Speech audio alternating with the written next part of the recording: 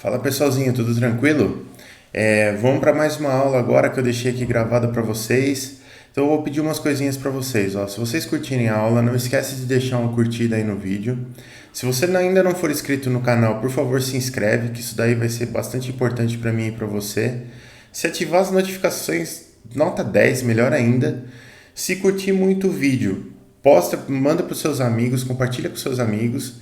E se você tiver alguma dúvida, alguma sugestão, por favor, joga aí nos comentários aí embaixo, que eu vou ter o maior prazer de responder para vocês e até gravar novos vídeos a respeito, beleza?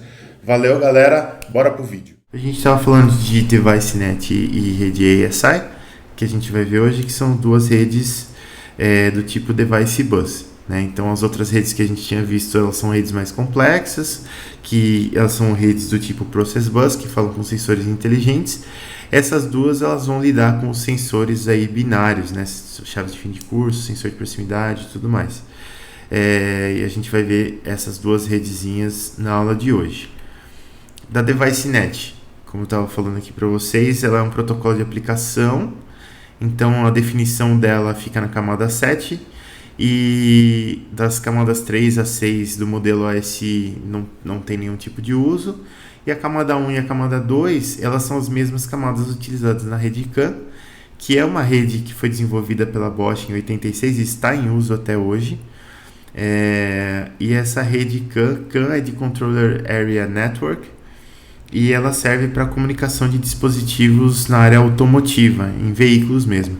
Inclusive, se vocês olharem, se o carro de vocês for um carro a partir de 2009, se eu não me engano, se vocês olharem na parte de dentro do painel, para baixo do volante do carro de vocês, lá mais para baixo, mais para perto do pedal, mas ainda na parte do painel, vocês vão encontrar como se fosse uma tomada, assim, que ela tem vários pinos. Essa tomada se chama OBD2.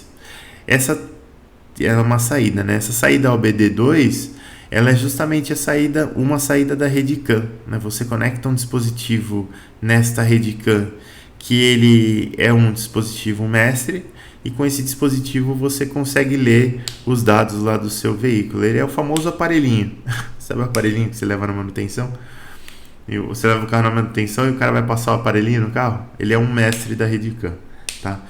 O DeviceNet, ele usa as camadas físicas da rede CAN, mas lá na camada de aplicação, na camada 7, ele tem um protocolo próprio, que é dele.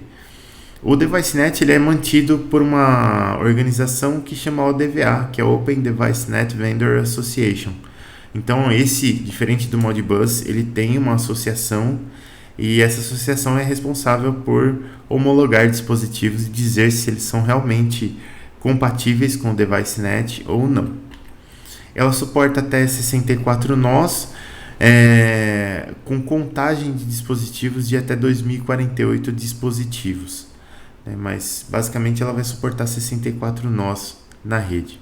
Ela utiliza terminadores resistivos, porque ela é uma rede tipo bus, né? Então no começo e no final de cada ramo você tem terminadores que são só resistores, e esses resistores possuem 121 ohms.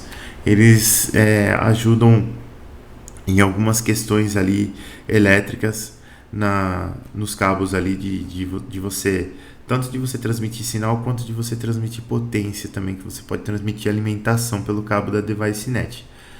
Ela possui uma velocidade de transmissão moderada, e a velocidade da transmissão no DeviceNet vai depender do comprimento do cabo. Né? Os cabos podem possuir até 300 metros, e aí quanto mais comprido o cabo, menor a velocidade que você consegue de conexão. Ela também suporta a alimentação, como eu falei para vocês, e sinal no mesmo cabo. Né? E de alimentação ela consegue enviar até 8 amperes no cabo. Então dá para mandar bastante coisa. Por causa dessa corrente extremamente alta que ela consegue mandar, ela não é uma rede intrinsecamente segura. Né? As redes intrinsecamente seguras, elas têm limitações de corrente e tensão para que não ocorram faíscas em ambientes que têm risco de explosão. Aqui com 8 amperes você pode ter uma faísca, então não é o caso. Inclusive, não sei se vocês sabem dessa informação, mas entre corrente elétrica e tensão, isso é uma informação muito importante vocês saberem. A corrente elétrica ela é muito mais fácil de matar uma pessoa do que tensão. Tudo que você precisa é que essa corrente elétrica passe por algumas terminações nervosas que levam sinal para o seu coração. E aí você terá uma parada cardíaca. Em termos de tensão, lógico que depende da corrente, mas a tensão, os seres humanos eles aguentam descargas elétricas de 1000, 2000 volts sem morrer. Né? Pode ser mais do que isso se pegar na parte errada do corpo, né? Mas se pegar na parte certa, até 1000, 2000 volts você consegue sobreviver. Mas em termos de corrente, uma corrente de 0,1 amperes é capaz de matar uma pessoa. 0,1 amperes. Né? É aquilo que eu falei para vocês. Basta que vocês estejam em uma configuração correta do corpo de vocês para que a corrente passe por algumas terminações do coração e você tenha um aterramento em algum canto aí do seu corpo. E aí é parada cardíaca mesmo e já era. Então tomem muito cuidado quando vocês forem mexer com energia elétrica, porque 0,1 amperes pode matar vocês. Voltando aqui para nossa rede DeviceNet, todo dispositivo, isso é bem legal dessa rede, ele possui um arquivo de configuração em algo que é particular de todo dispositivo, que se chama Electronic Data Sheet. Então, o dispositivo DeviceNet, ele tem esse Electronic Data Sheet, esse EDS dentro dele, e quando você cadastra o dispositivo na rede, a rede vai acessar o EDS do dispositivo e já vai pegar todos os dados do dispositivo para você. Então ele fica meio que algo como se fosse plug and play, né? Porque a configuração ela vai se dar por um acesso ao EDS do dispositivo. Então você consegue saber o que ele lê, a unidade que ele lê, algum fator de conversão que você precise ali para condicionar um sinal, enfim, diversas informações, tensão de alimentação, diversas informações que você precisar, tá tudo no EDS lá. Belezinha. E aí você pode ter alguns sensores que tem o projeto modular, né? Ele é montado por módulos DeviceNet e nesse caso cada módulo possui uma EDS própria. Tá? E aí a rede vai acessar e vai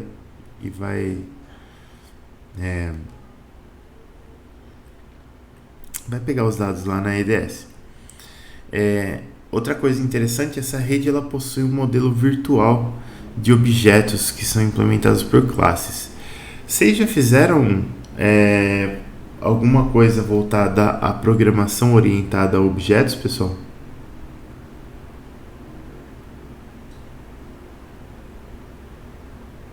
Estou tentando achar o Teams aqui.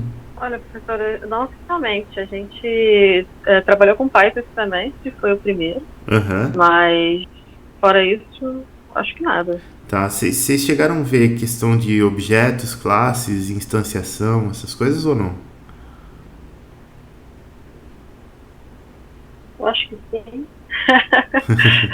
Eu acho. Tá, eu vou botar um rascunho rapidinho aqui para vocês entenderem o que eu tô falando. Isso aqui é bem legal. Quando você tem um programa orientado a objeto, que é exatamente o que estava dizendo ali.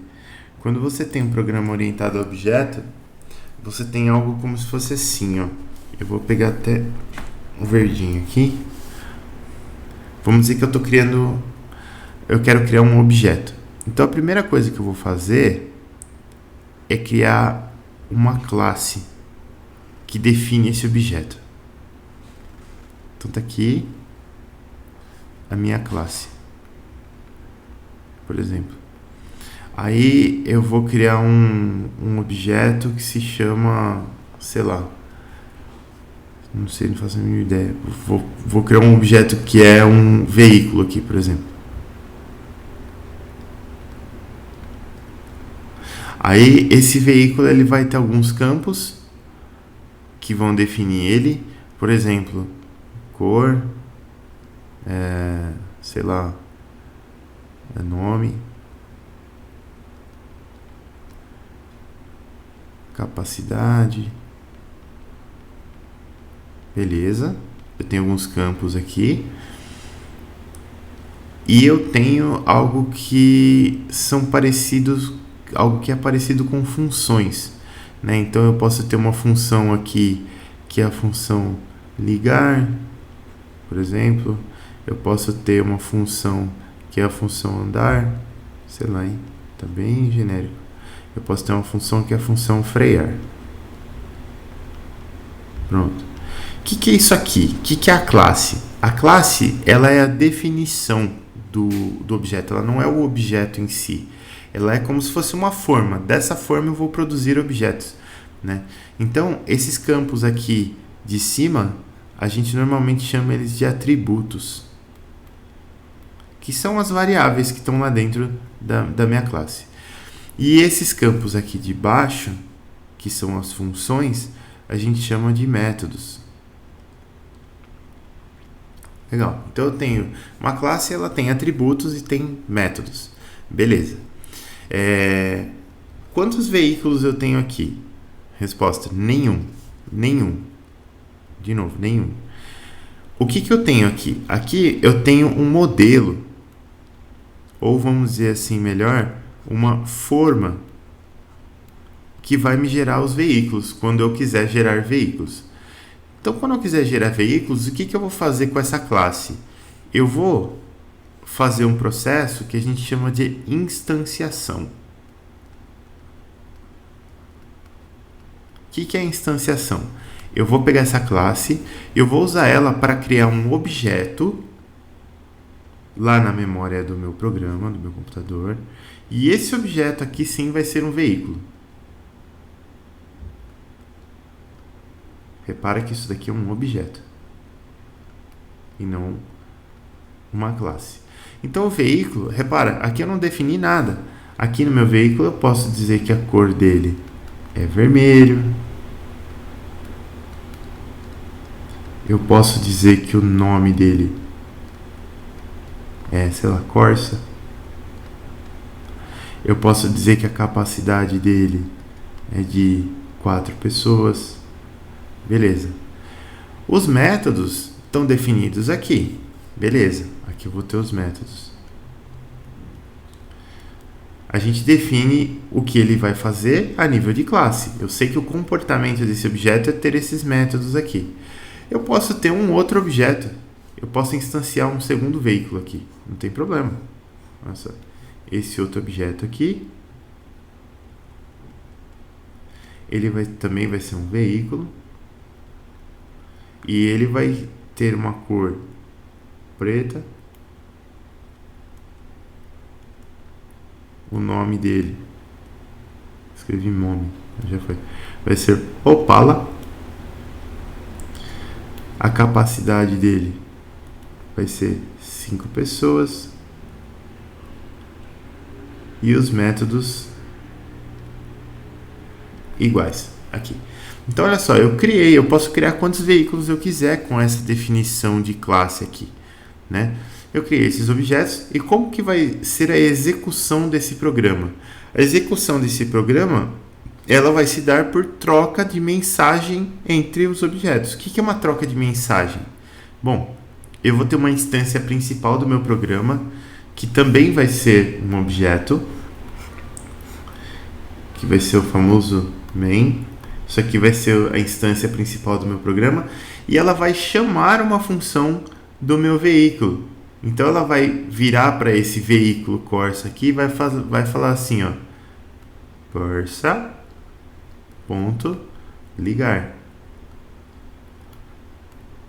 Ela vai fazer isso daqui. Chamar uma função, chamar um método desse objeto é mandar uma mensagem para ele. Corsa.ligar. Corsa ligou. Beleza. Opala, vou falar Opala ponto frear, por exemplo, aqui, e o Opala vai frear e assim por diante. Então, eu queria colocar isso aqui para vocês entenderem qual que é a diferença entre uma classe e um objeto. Essa forma que eu tenho aqui de criar veículos é a classe. Isso aqui é já está escrito aqui. Isso aqui é a classe. Esses objetos criados pela forma aqui, eles são, de fato, os objetos. São os objetos, tá? Por que eu estou falando tudo isso? Porque a rede DeviceNet, para ela funcionar, lá no administrador da rede, que é um controlador que vai estar gerenciando a rede, ele tem um modelo de objetos, cada objeto sendo um objeto referente a um dispositivo da rede DeviceNet. Então ela tem um modelo virtual daquela rede rodando como um modelo que é implementado via classes e objetos. Cada objeto tem sua classe que vai implementar aquele objeto e você tem isso daí sendo executado por trás da execução da rede. Cliquei no lugar errado aqui. Aqui, ó. Então, você vai ter objetos. Aqui, ó. A rede possui um modelo virtual de objetos implementados por classes. Isso daqui fica no controlador da rede. Então, ele tem como se fosse um modelo virtual da rede rodando lá. E ele sabe o que ele tem que fazer com cada um desses objetos aí para obter as respostas que ele quer. Com relação às camadas do protocolo DeviceNet, pessoal, como eu falei para vocês, os protocolos do DeviceNet eles estão todos aqui, ó. Aqui tem a camada de aplicação, né? Então você tem as bibliotecas da camada de aplicação e esse I/O messaging aqui, tá dando uns trovão aqui, que são camadas que essas duas camadas estão na camada de aplicação e esse I/O messaging aqui ele vai fazer a interpretação dos dados que vem daqui de baixo.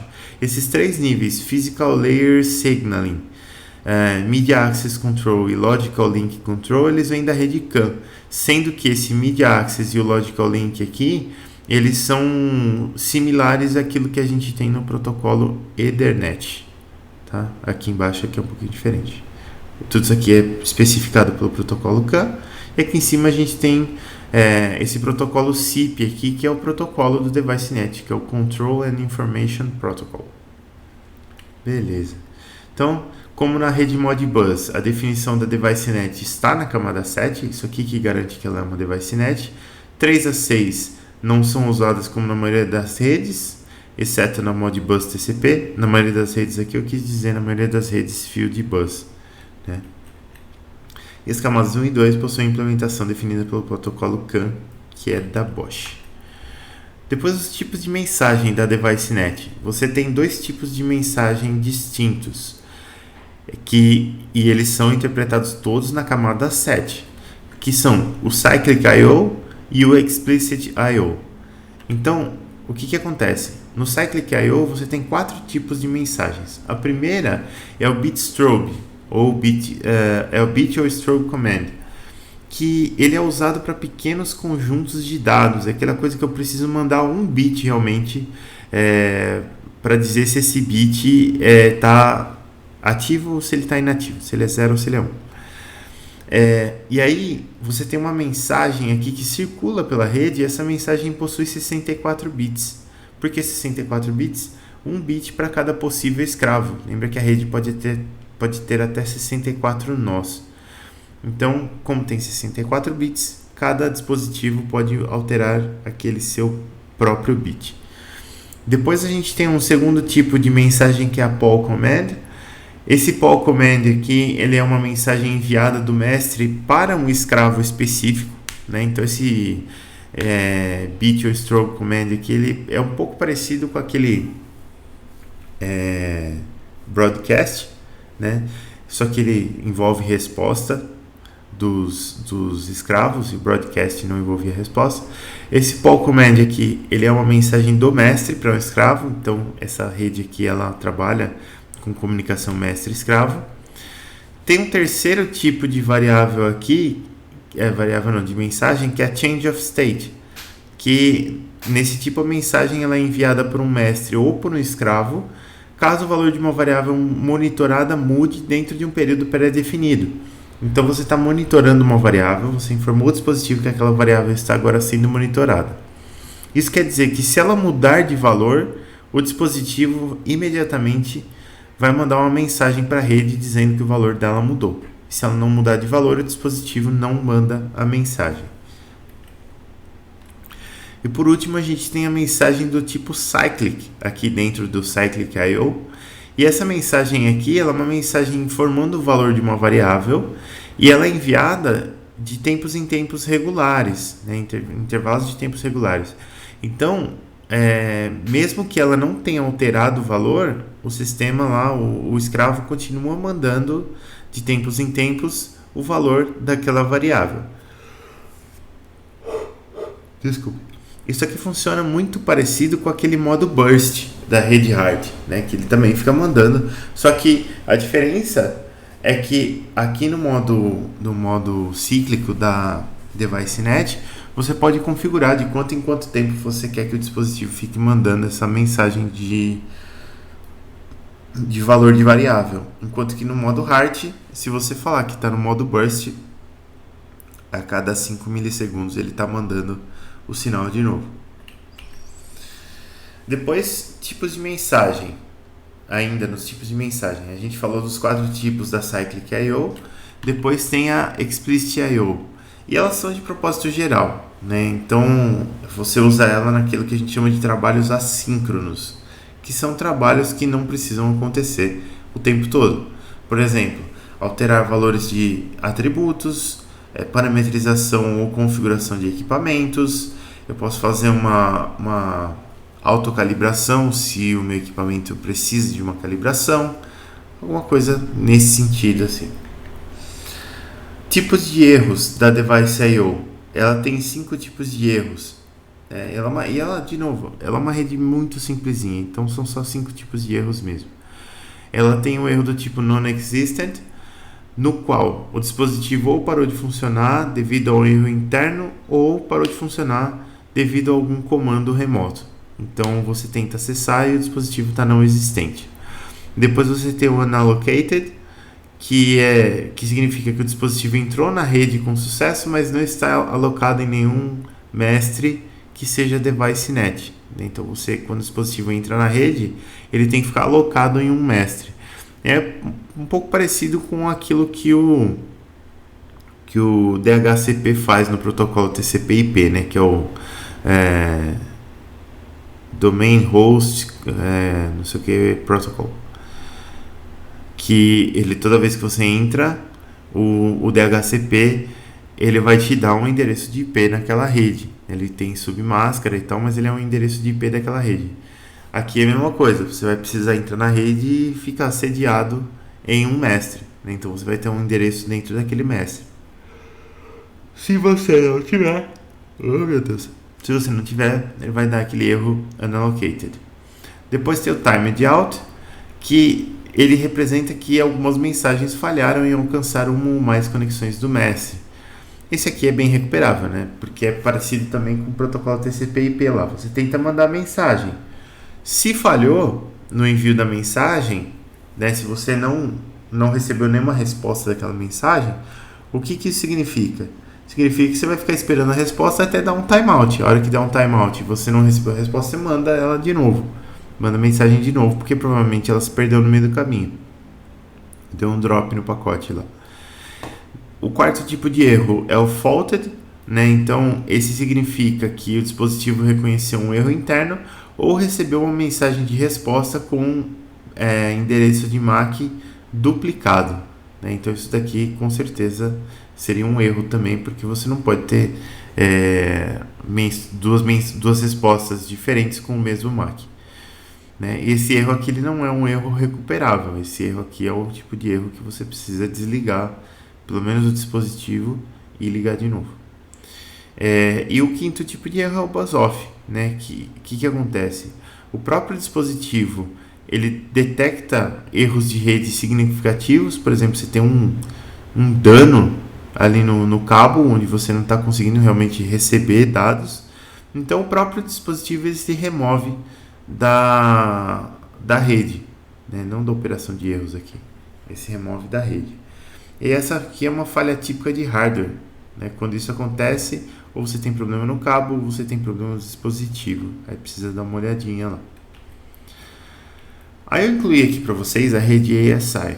a gente nem tinha comentado de ver a rede ASI, mas é legal para vocês verem que essas redes do tipo Device Bus, elas são bem parecidas, né? Você consegue transpor as coisas de uma para outra de uma maneira muito fácil. Lógico, os protocolos eles mudam um pouco, mas a necessidade de dados dessa rede é tão baixa que fica até meio difícil você ter muita criatividade para implementar um negócio de um jeito muito diferente, né? Então, esse ASI, o que significa ASI? Actuator Sensor Interface, né? Uma interface atuador-sensor, bem simplesinho. Ele é utilizado para comunicação com quantidades de dados muito pequenas, né? De novo, serve para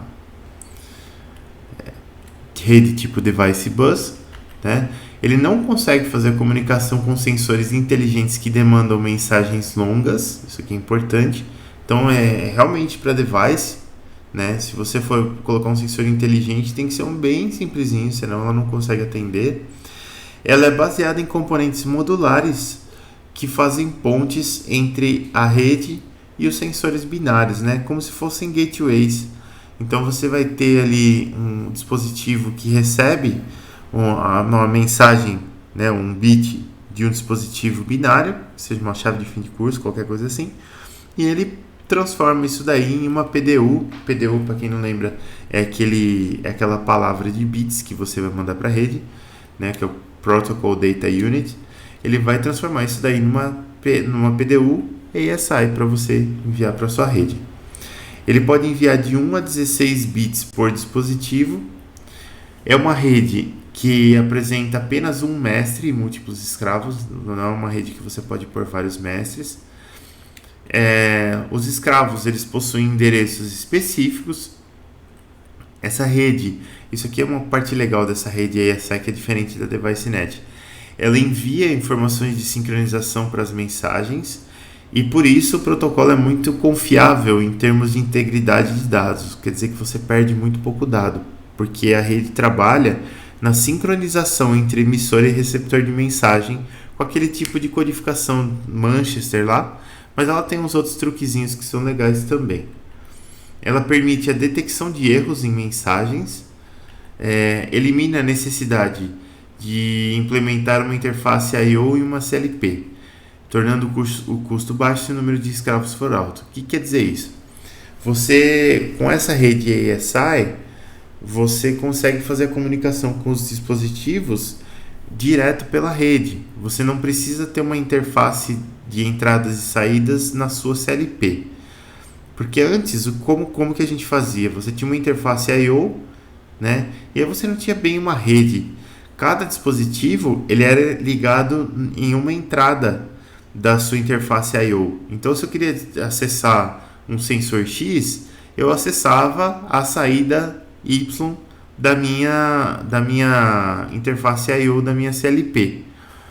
E agora com a rede ASI, eu não preciso mais dessa interface, né? Eu chego direto no sensor. Então isso daqui ele torna o custo por escravo de uma implementação ASI mais baixo, porque você não precisa dessa interface I/O na sua CLP.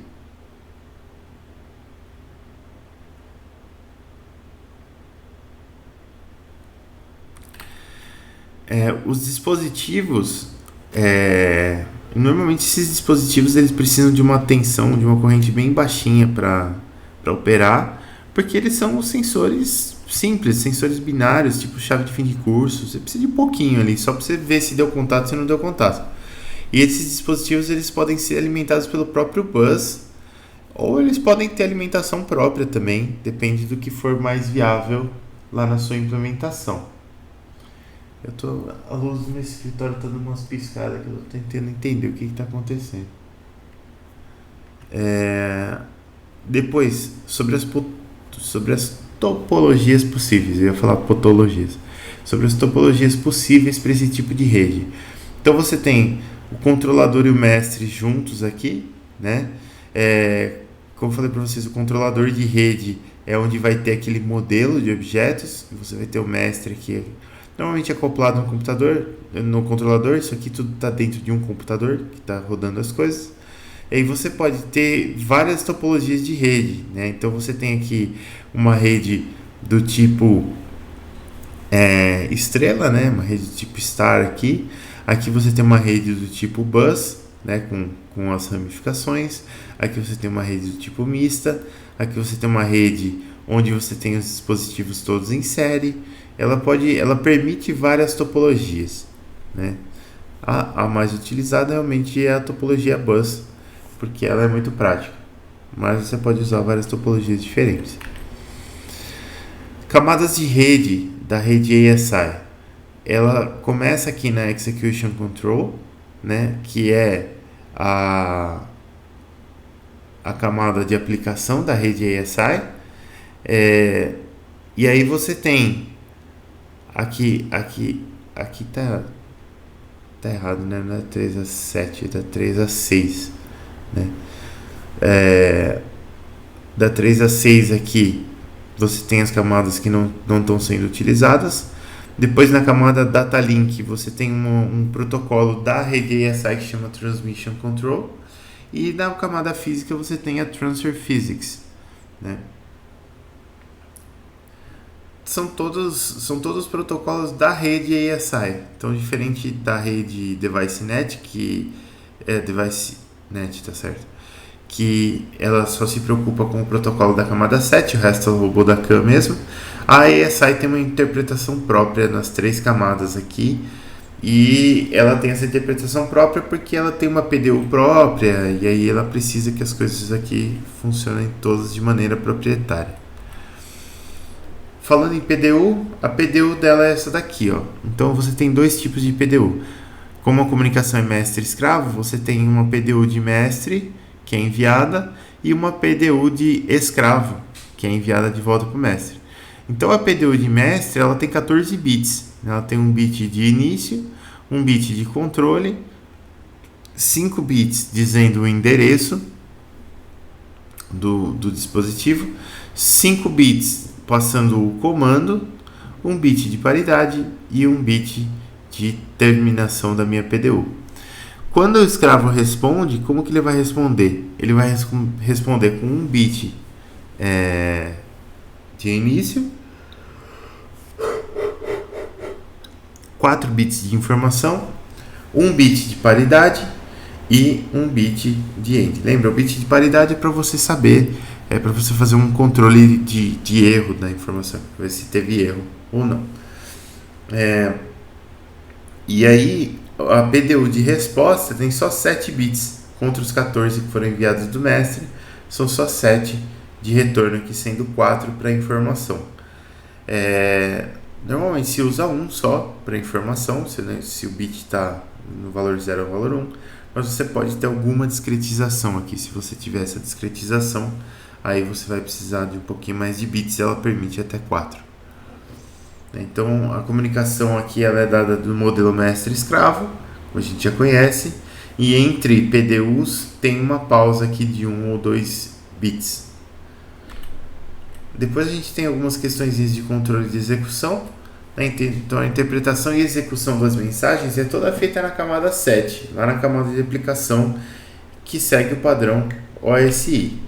Ela inclui a execução de mensagens cíclicas e acíclicas após o startup. Por que após o startup? Porque antes do startup da rede, eu consigo só verificar as mensagens acíclicas, né, que são as mensagens gerenciais lá de fazer uma configuração, né, de alterar algum valor de algum parâmetro, fazer uma calibração, alguma coisa assim. Beleza? E depois que você deu o startup na rede, você já vai começar a ter mensagens cíclicas. Aí, depois do startup, sim, que você tem as cíclicas e as acíclicas rodando na rede. A execução das cíclicas ocorre imediatamente, sem a intervenção do usuário, e as ações do usuário que vão disparar as mensagens gerenciais, que são as acíclicas.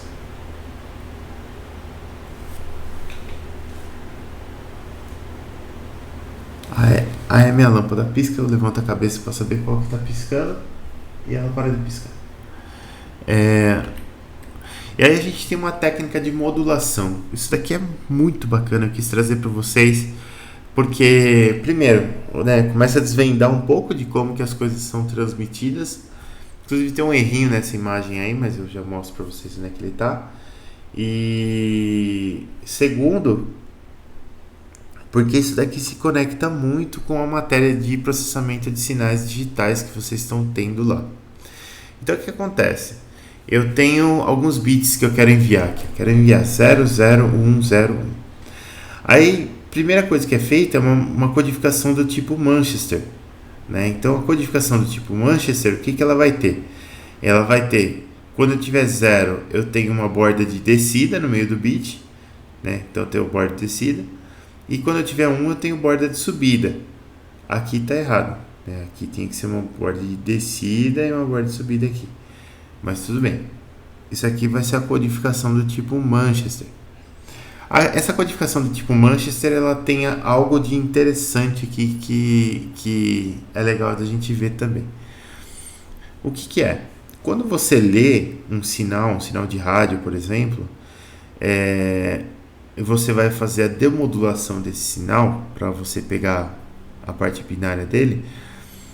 Se você não sabe a largura do bit, você vai começar a ver pulsos assim, e a gente vai achar que isso daqui é um bit 1 e isso aqui é um bit 0. Aí um bit 0, bit 1, bit 0, bit 1, bit 0, bit 1. Beleza.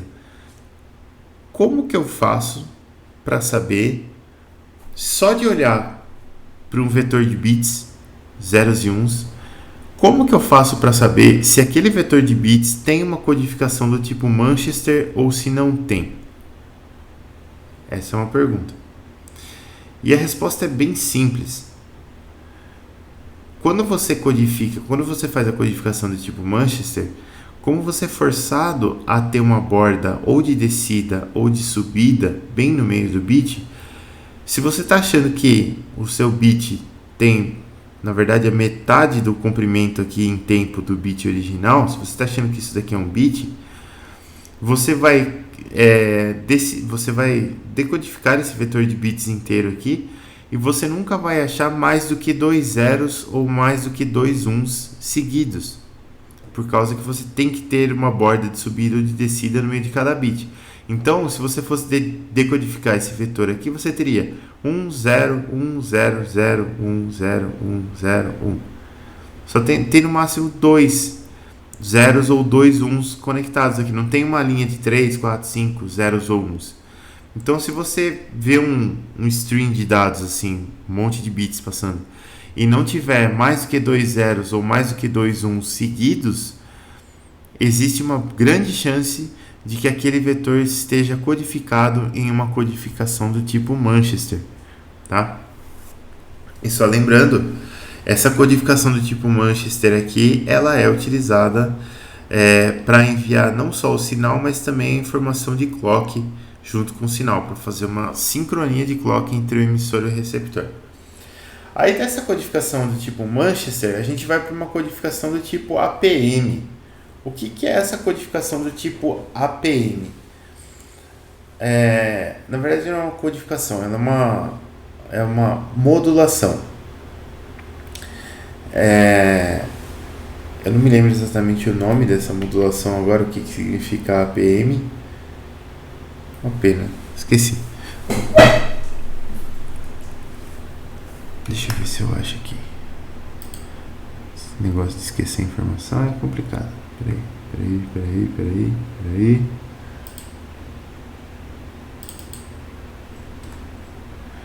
Não. O cara fica nervoso. Se perde. Aqui, ó.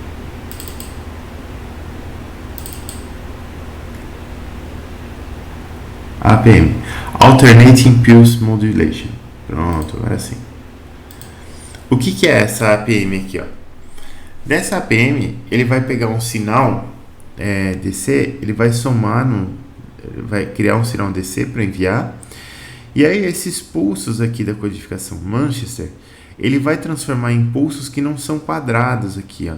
Ele vai transformar esses pulsos em pulsos senoidais, tá? Então, isso aqui é um meio seno, isso aqui é um meio seno, é tudo pulso redondinho assim. Só aqui nesse lado aqui que esse pulso aqui deveria estar para cima e não para baixo, Porque ele meio que copia isso aqui que está aqui em cima. Mas tudo bem. Só para vocês entenderem, ele vai transformar essa codificação em impulsos de meio seno, meia onda de seno. Por que ele faz isso? Aí que vem a parte legal. Quando você tem uma rede que você quer mandar um sinal, você está mandando lá zeros e uns, né? Não, você está mandando ondas quadradas assim, ó. 0, 1, 0, 0, 0, 1, 0, 1. Beleza. Você está mandando ondas que tem essa cara aqui, ó. Se você fizer a transformada de Fourier disso daqui, então vou fazer uma transformada de Fourier disso aqui, o que você vai obter? Você vai obter um espectro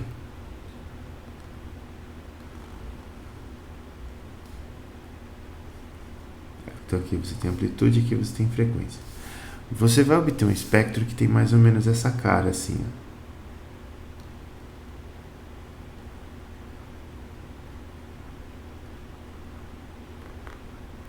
Você tem várias componentes senoidais aqui em intervalos de frequência iguais aqui. Então você tem F, 2F, 3F, 4F, 5F, 6F, que são todas as componentes da série de Fourier que você precisa para somar e gerar esse sinal aqui. Além de tudo, né, falando só de transformada de Fourier, quando você soma todas essas componentes, você vai obter um negócio que tem essa cara aqui, ó, quer ver?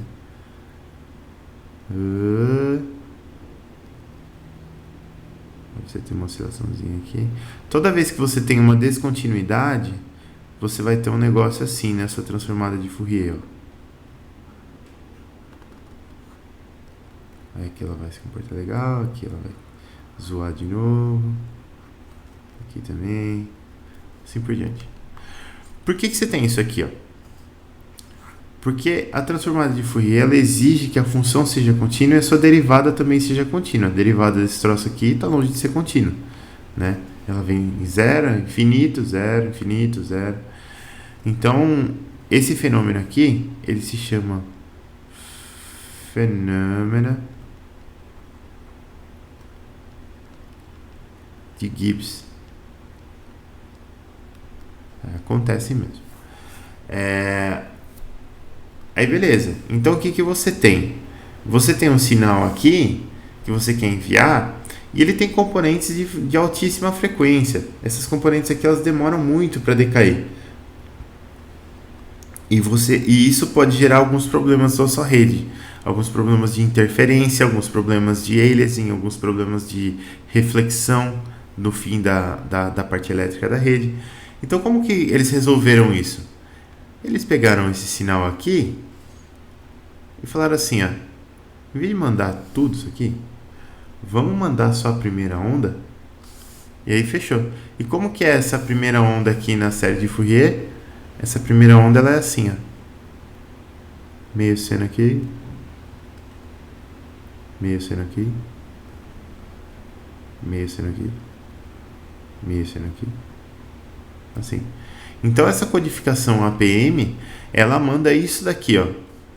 Quando você manda a onda com essa cara aqui, qual que é o espectro da sua onda? O espectro da sua onda é assim, ó. Só. Você elimina um monte de componente de alta frequência. Eliminando um monte de componente de alta frequência, você elimina um monte de fenômenos que você não queria, inclusive ruído. Então você faz uma estratégia para você ler esses componentes, esses meios senos aqui, em vez de você ler esse bando de frequência alta aqui, por causa que a sua onda é quadrada e isso acaba tornando seu processo desnecessariamente complicado. Então a rede ASI, ela é robusta, né, em termos de entrega de pacotes, porque ela usa a codificação tipo Manchester, então ela acaba sincronizando os clocks, você tem muito pouca perda de sinal, de bits, e ao mesmo tempo ela usa esse tipo de codificação aqui que não enche o seu sinal de harmônicas indesejadas. Então você tem dois benefícios ali, né? O seu primeiro benefício aqui, o seu primeiro benefício é que você não usa, você não tem reflexão no fim da linha lá, você elimina problemas de alta frequência. E a segunda é que você não usa toda a largura de banda do seu bus para você mandar o sinal. Então, se eventualmente você precisar mandar coisas em outras frequências, você pode mandar, que não vai ter sobreposição, não vai ter interferência em outras bandas. Bom, então essas redes aqui são dois tipos de rede Device Bus.